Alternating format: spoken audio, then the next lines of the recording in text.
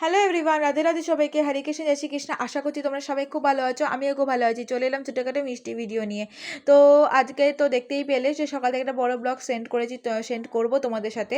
তো বড় ব্লগটা আমি স্টার্ট করেও দিয়েছি ভিডিও করা, কিন্তু তোমাদের সেন্ড করবো আমি ওই সন্ধেবেলায়। যাই হোক, তখন তোমরা প্লিজ দেখে নিও। আর দেখতেই পাচ্ছ গোপু সোনাদের কিন্তু আমি চান টান করি, মানে এই ছোটো দুটোকে ঘি মধু মেখে স্নান করেছি, বাকিগুলোকে জামা ছাড়িয়ে দিয়েছি।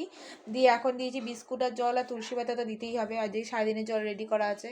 আর এই যে প্রদীপ মানে ধূপদানি ধুনো দিয়ে আর মানে ধূপ দিয়ে আরতি করে দিয়েছি, ফুল তুলসী পাতা দিয়ে সাজিয়েও দিয়েছি ওদেরকে। আর এই যে গীতাতে তুলসী পাতা, জল সঙ্গে তুলসী পাতা দিয়ে দিয়েছি, দেখতেই পেলে।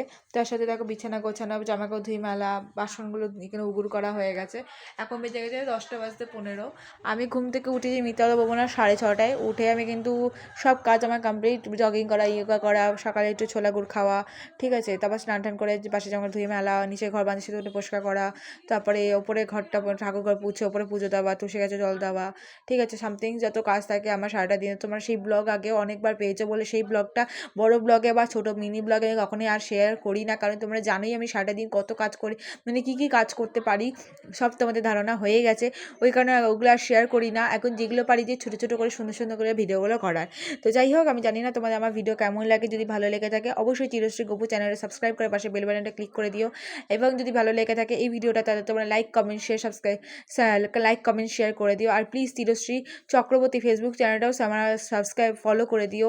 অ্যান্ড চিরশ্রী মুনাই ইনস্টাগ্রাম চ্যানেলটাও আমাকে ফলো করে দিও। টাটা সবাইকে, রাধে রাধে, হরে কৃষ্ণ, জয় শ্রী কৃষ্ণ।